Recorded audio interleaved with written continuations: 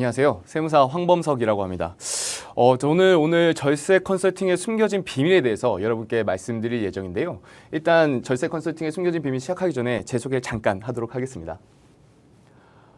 저는 원래 법무법인 율촌이라는 곳에서 근무를 하다가 이제 국세청에 입사를 했습니다. 그래서 공직 생활을 하는 도중에 되게 운 좋게도 국세청 조사국에서 이제 연락이 오셔서 한번 강의를 해줄 수 있겠느냐 해서 이제 세원정보과에서 강의 시작해서 그 다음에 이제 조사 기획과까지, 그래서 이제 법인조사 심화 과정 등을 이제 전국에 계신 조사관분들, 신청하신 분들을 상대로 강의를 했었고요.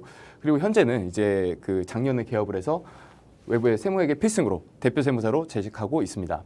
사실 오늘 들려드릴 이야기는요, 제가 이제 국세청에서 했던 강의를 기반으로 해서 이제 절세 컨설팅의 숨겨진 비밀이라는 책을 출간을 했습니다. 거기서 이제 일부 내용을 제가 갖고 와서 좀 여러분께 공유했으면 좋겠다라는 사례들이 있어서 그거를 갖고 와서 오늘 강의를 만들었으니까요, 참고하시고 들어주시면 좋을 것 같습니다. 바로 시작하도록 하겠습니다. 목차는 이렇고요. 바로 본론으로 들어가도록 하겠습니다. 자, 들어가면 여러분께서는 대리인 하면은 어떤 이미지가 떠오르십니까? 대리인은 사실 방패의 이미지가 있죠. 왜냐하면 국세청의 사정의 칼날로부터 납세자를 지키고 또 납세자를 대리해서 그 국세청에서 과세되는 것을 막아주는 역할을 하기 때문에 정통적인 대리인의 이미지는 방패였습니다. 그런데 그 방패 이미지가 요새는 많이 바뀌었습니다. 상당히 공격적인 절세 컨설팅을 통해서 납세자들의 이익을 더 늘려주고 또 더 내야 될 세금을 적게 내게 해주는 게 트렌드고, 거기서 발생한 이익을 서로 쉐어하는 것이 상당히 트렌드로 자리 잡고 있습니다. 그래서 그럴까요? 제가 그냥 인터넷 네이버에 몇 가지 쳐봤습니다. 명의신탁, 절세, 가지급금 이런 걸 쳐봤는데 수많은 광고들이 뜨고 있습니다. 그만큼 컨설팅이 상당히 유행하고 있다라는 것을 반증하는 것이겠죠. 제가 그래서 국세청에 있을 때 한 30가지에서 40가지 정도 되는 절세 컨설팅을 막 수집을 해서 막 분석을 했습니다. 이건 또 좋고 이건 또 나쁘고 그런 게 여러 가지가 혼돈했었는데, 그 중에서도 정말 스테디셀러 같은 컨설팅 상품이 있었죠. 이게 바로 가문의 부동산 만들기, 부동산 법인전환 특강이라고 매경에 유천영 세무사님께서 만드신 상품입니다. 기사는 2017년도에 나왔지만 제가 알기로 한 2015년도, 14년도부터 이 상품을 유행시키신 걸로 알고 있어요. 뭐 다들 웬만큼 아시겠지만 부동산을 법인으로 전환해서, 그래서 이 당시에는, 지금은 많이 혜택이 줄었지만 차등 배당을 하는 그런 상품이었습니다. 부동산을 주식으로 바꿈으로 해서 평가에 따른 혜택을 보는 반면에 또 차등 배당을 통해서 증여하기도 용이해지는 그런 일석이조의 상품이었죠. 그때 당시에 이 상품을 만들 때 홍보할 때는 우리가 주주총회를 통해서 가족을 모이게 하고 내 자식 중에서 말 잘 듣는 자식에게 차등 배당을 통해서 더 준다라는 그런 혜택까지 있었기 때문에 가족의 화합을 도모하고 절세까지 도모하는 그런 꽤나 잘 만들어진 상품이었습니다. 물론 이제 저번 정권에서 이제 뭐 취득세 같은 경우 혜택이 많이 줄어들었고 또 이제 차등 배당이 막히게 되면서 상당히 뭐 그 혜택은 줄었으나 저는 뭐 아직까지도 상당히 쓸만한 유용한 상품 중 하나라고 생각을 합니다. 자, 이렇게 잘 만들어진 상품이 있는 반면에 또 이런 상품도 있었습니다. 이 상품은 사실 지금 뭐 하자가 있다, 뭐 잘 만들었다 그런 표현을 하긴 뭐하고, 지금 여기 신문 기사에 나온 것처럼 종부세 회피, 꼼수 신탁 제동, 실소유주가 세금 내야 하고서 이제 고등법원에서 판결문을 내린 게 있는데, 제가 조금 설명해 드리면 신탁을 활용한 절세 상품이었습니다. 한 작년, 재작년에 봤을 때 가장 핫했던 세금이 뭐라고 생각하십니까? 저는 단연코 양도소득세와 종합부동산세였다고 생각을 합니다. 근데 다주택자에 대한 종합부동산세가 급증하면서 사실은 뭐 상당히 몇 배의 세금을 많이 물게 되면서 종합부동산세를 회피할 수 있는 컨설팅이 만들어지게 됩니다. 어떤 전문가분께서 만드신 건데 바로 신탁을 활용한 제도였습니다. 신탁이란 믿고 맡긴다는 뜻이죠. 믿고 맡긴다는 뜻이에요. 어디다가? 뭐 이제 어떤 신탁 회사에다 맡기는 거죠. 어떤 목적이 있을 거예요? 뭐 유언도 있을 거고요. 그 다음에 뭐 시행할 때도 신탁을 사용하기도 하고, 뭐 어쨌든 여러 가지 용도로 신탁을 활용을 하죠. 근데 저희가 법에 어떻게 돼 있냐면, 신탁한 재산에 저희가 만약에 신탁을 하게 되면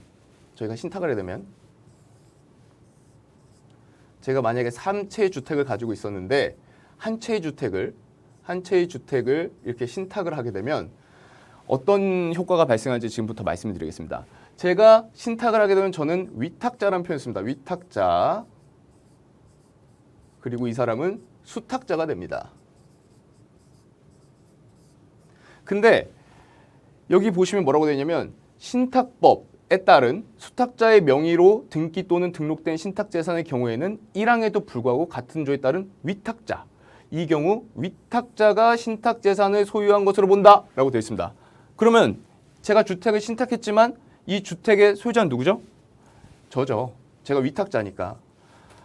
이게 왜 이렇게 됐냐면 과거 대법원에서 신탁한 재산의 모든 소유권과 책임은 수탁자에 있다고 판결을 내렸어요. 그러다 보니까 이제 감사원에서 야 이렇게 하면 여기 있는 사람이 이 위탁자가 조세 회피가 가능하네. 그러니까 그렇게 하면 안 돼 하고서 감사 지적사항이 나오고 그거에 따라서 법이 이렇게 바뀌게 됩니다. 신탁한 재산의 소유자는 누구다? 바로 위탁자다. 그러면 저는 이 주택을 한 채를 신탁함으로써 여전히 세 채의 주택을 가지고 있는 것으로 봅니다. 근데 여기서 보시면 신탁법 10조를 보시면 위탁자의 지위는 신탁행위로 정한 방법에 따라 제3자에게 이전할 수 있다라고 되어 있습니다. 그럼 뭔 소리죠? 전 지금 세 채를 갖고 있지만 한 채가 위탁자예요. 그 위탁자의 지위를 제3자에게 이전시킵니다. 그렇게 되면은 이 사람이 위탁자가 되죠. 저의 주택은 하나가 줄게 됩니다. 이런 방식을 통해서 이 행위를 제가 2번을 반복하게 되면 저는 어떻게 되죠? 하나의 주택을 갖고 있게 되고 이 사람도 하나의 주택, 또 이 사람이 있다면 또 이 사람도 하나의 주택을 갖고 있는 거에서 종부세가 회피가 가능합니다. 여기서 중요한 점은 재산세예요. 이거 재산세인데 종부세는 재산세를 따라가는 세목이거든요. 그래서 제가 만약에 1주택자로 재산세가 부과되면은 결국에 종부세도 1주택자로 과세가 되기 때문에 이런 행위를 통해서 주택수를 줄여서 종합부동산세를 절세하는 이런 컨설팅이 있었던 것이죠. 그런데 이 컨설팅에서 한 가지 관과한 게 있어요. 바로 실질과세 원칙입니다. 지방세 기본법 17조에 있는 실질과세 원칙이 또 여기 사실상 귀속되는 자 그리고 그 실질의 내용에 따라 적용한다고 되어 있어요. 그래서 어떤 게 나타났나? 어느 지자체에서 이 컨설팅을 발견하고 실제로 위탁자에게 네가 이거 원래 주택 가지고 있는 거 맞잖아. 너 지금 이거 꼼수 부린 거잖아 해서 그냥 다 위탁자가 소유한 걸로 봐서 과세를 했습니다. 그러고서 결국 위탁자는 당연히 과세가 됐으니까 불복을 했겠죠. 불복을 하고 이제 법원까지 행정소송이 가게 되는데 그 고등법원의 판결문을 제가 가져와 봤습니다. 조금만 읽어보겠습니다. 원소유자인 원고들이 오로지 조세 회피 목적으로 이 사건 신탁계약을 체결한 점, 조세 회피 목적에서 비롯된 경우에는 그 명의에도 불구하고 실질에 따라 납세 의무를 판단함이 타당한 점, 이 사건 각 부동산으로 인한 수익도 계속 원고들이 향유하고 있는 점 등 고려하면 원고들의 위탁자 지위 이전은 실질적인 양도 없이 오로지 종합부동산세 등 조세 회피 목적을 위하여 형식상 위탁자의 지위에 이전한 것으로 가장 실질적인 위탁자를 원고들이 여전히 재산세 납세 의무를 부담함이라고 판결을 내렸습니다. 무슨 말이죠? 야, 너 이거 단순히 조세 회피 목적으로 지금 신탁하고 막 한 거잖아. 그거 인정 못해. 그거 실질과세 원칙에 따라서 원 위탁자에게 과세한 것은 정당해 라고 고등법원이 판결한 것이죠. 이게 대법원에서는 어떻게 될지 모르겠습니다. 현재 대법원에 올라가 있는 상황이고요. 대법원의 결정에 따라서 상당히 좀 파장이 있을 수 있는 그런 상품이라고 생각이 됩니다. 자, 제가 여태까지 방금 말씀드린 뭐가 잘 만들었다, 잘못 만들었다가 아니라 뭐 이런 상품이 있다 두 가지를 말씀드렸습니다. 하나는 뭐 잘 만들어진 상품 맞고요. 하나는 잘 만들었는지는 모르지만 어쨌든 과세가 돼서 고등법원까지 가서 진 사례를 하나 말씀드렸습니다. 그런데 제가 그걸 말씀드리기 전에 오늘 제가 말씀드린 것 중 가장 핵심은 이거가 될 것입니다. 자, 여기 하나의 사실관계가 있습니다. 한쪽에서 보면 6이고요. 한쪽에서 보면 9입니다. 근데 사실은 단순히 어느 쪽에서 보느냐에 따라서 이게 동일한 사실관계가 달라지는 것이죠. 저희가 한 일이 똑같습니다. 과세관청과 납세자가 동일한 사실관계를 가지고서 한쪽에서는 정당하다, 그리고 한쪽에서는 부당하다라고 얘기합니다. 그런데 법에도 법에도 이런 게 있습니다. 한번 보실까요? 엄격 해석의 원칙과 실질과세 원칙이 그렇습니다. 엄격 해석 원칙 무엇인지 당연히 아시겠지만 제가 조금만 읽어보겠습니다. 과세 요건이거나 비과세 요건 또는 조세 감면 요건을 막론하고 조세법규의 해석은 특별한 사정이 없는 한 법문대로 해석할 것이고 합리적 이유 없이 확장 해석하거나 유추 해석하는 것은 허용되지 않는다. 무슨 소리죠? 야, 법이 있으면 문구대로 해석해. 그대로 있는 그대로 해석해야지 확장 해석하고 유추 해석하지 마. 너의 그 판단을 넣지 마. 이 얘기죠. 반면에 국세기준법 14조에는 실질과세 원칙이 있습니다. 실질과세 원칙. 제가 사막만 좀 읽어보겠습니다. 제3자를 통한 간접적인 방법이나 둘 이상의 행위 또는 거래를 거치는 방법으로 이 법 또는 세법의 혜택을 부당하게 받기 위한 것으로 인정되는 경우에 경제적 실질 내용에 따라 당사자가 직접 거래한 것으로 보거나 연속된 하나의 행위 또는 거래를 한 것으로 보아 이 법 또는 세법을 적용한다라고 되어 있습니다. 실질과세 원칙 뭐죠? 야, 너 그렇게 한 거 결국에 이 사람이 그 거래 실질이 이거잖아. 그러니까 거기다 과세하는 게 맞아라고 얘기하고 있는 것이죠. 사실 상당히 첨예하게 대립합니다. 그런데 여태까지 대법원은요. 다 엄격 해석 원칙에 손을 들어주는 추세가 높았습니다. 왜 그랬을까요? 국세청 과세관청이라는 표현을 쓰겠습니다. 과세관청 입장에서는 질문 조사권이라는 강제성이 있고요. 그렇기 때문에 연약한 납세자가 공권력에 의해서 피해보는 것을 최대한 방지하기 위해서 엄격 해석의 원칙을 지속적으로 강조해왔습니다. 대법원 판례들이죠. 한번 읽어보겠습니다.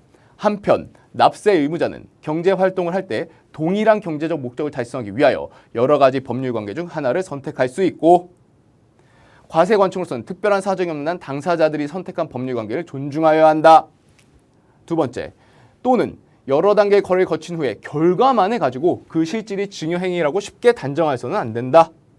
세 번째, 그것이 과중한 세금의 부담을 회피하기 위한 행위라 하더라도 가장행위에 해당한다고 볼 특별한 사정이 없는 경우 유효하다고 보아야 한다.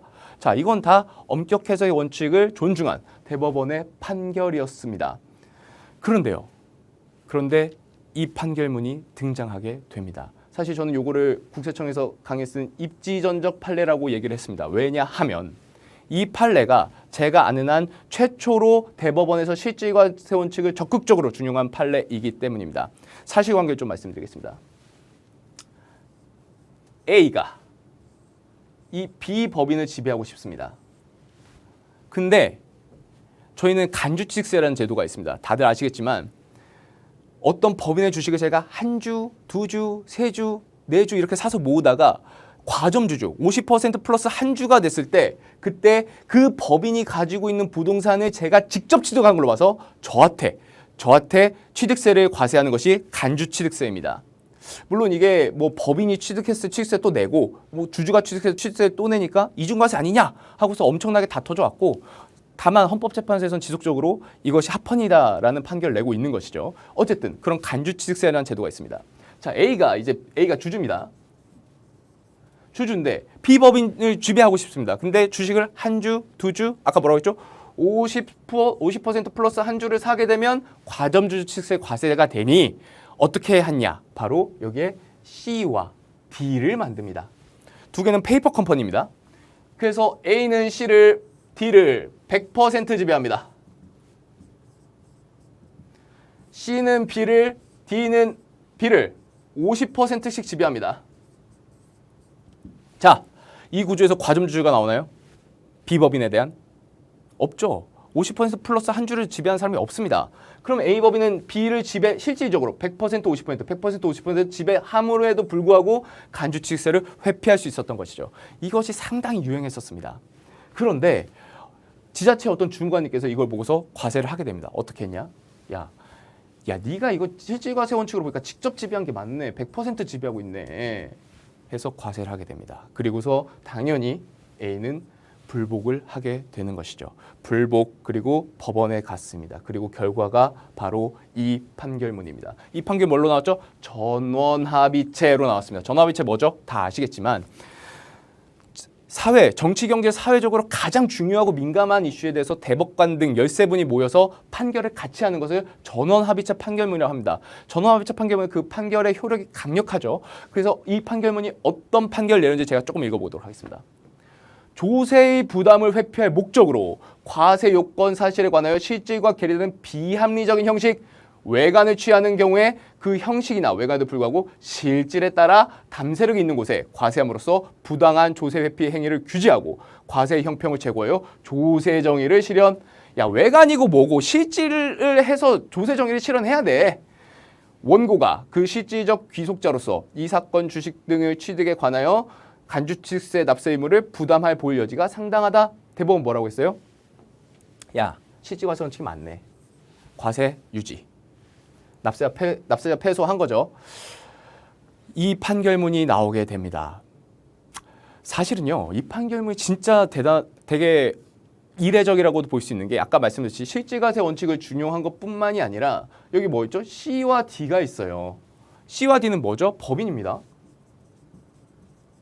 그러면 얘가 얘를 직접 취득했다고 보면 이 법인격은 어떻게 할 것이냐? 분명히 존재하는 법인격이 있는데 이 법인격을 어떻게 할 것이냐라는 의미가 되는 거죠. 그럼 이게 법인격 부인이냐?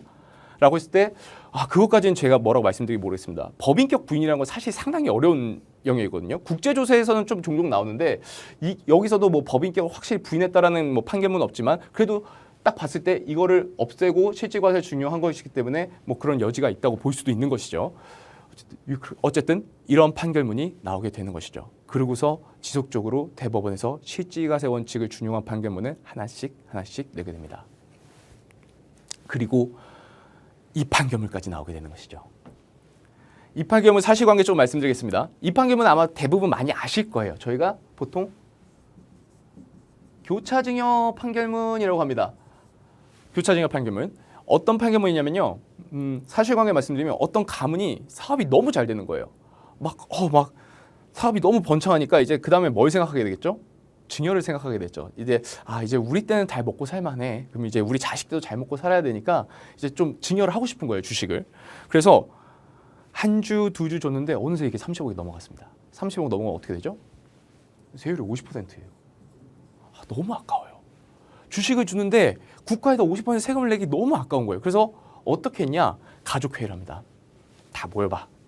그래서 야, 동생아, 내가 네 아들한테 1000주 줄 테니까 너가 내 아들한테 1000주를 줘. 우리 크로스로 증여하자. 그렇게 얘기한 거죠.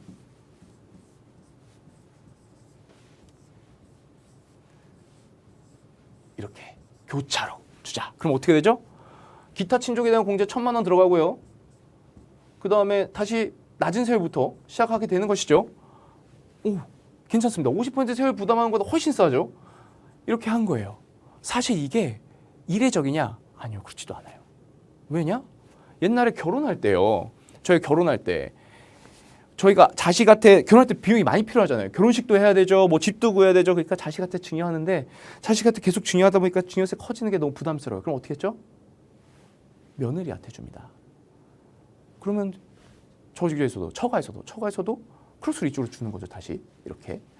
그게 결혼할 때 원래 많이 했던 거예요. 사실 이게 상당히 많이 했었는데 이 구조에서는 어떤 조사관님이 이걸 보시고 실질과세 원칙을 적용합니다. 야, 니네 이거 짜고 쳤네. 직접 증여야. 과세. 어떻게 됐을까요? 읽어드리겠습니다. 납세 의무자가 선택한 거래의 법적 형식이나 과정이 처음부터 조세 회피의 목적을 이루기 위한 수단에 불과 이는 당사자가 그와 같은 거래 형식을 취하게 한 목적, 제3자를 개입시키거나 단계별 거래 과정을 거친 경위, 그와 같은 거래 방식을 취하는데 조세 부담의 경감 외에 사업상의 필요 등 다른 합리적 이유가 있었는지 여부 등 관련 사정을 종합하여 판단해야 한다. 뭐죠? 국승. 실질과세 원칙이 맞아. 왜 맞냐? 야, 조세 회피 목적밖에 없었네 이거. 니네가 이렇게 교차증여한 거. 그리고 다른 합리적인 이유가 없었으니까 이건 실질과세 원칙 적용 대상이 맞아 하고서 과세를 한 것이죠. 지금도 불복을 하게 되면 이 판례는 과세 관천의 강렬한 창으로 쓰이고 있습니다. 도리어 납세자들에겐 두려운 창이 되겠죠. 이렇게 엄격 해석의 원칙과 실질과세 원칙이 대립하고 있는 상황에서 과거에는 엄격 해석의 원칙이 대법원의 주류였지만 이제 조금씩 바뀌는 주류가 왔고 이러한 판례까지 나오게 되었습니다. 이러한 상황에서 과연 저희는 어떻게 해야 되는 것일까요? 그래서 여기서 저희는 과연 절세 컨설팅에서 무엇을 더 고려해야 되는지 이제부터 하나씩 사례로 말씀을 드리도록 하겠습니다.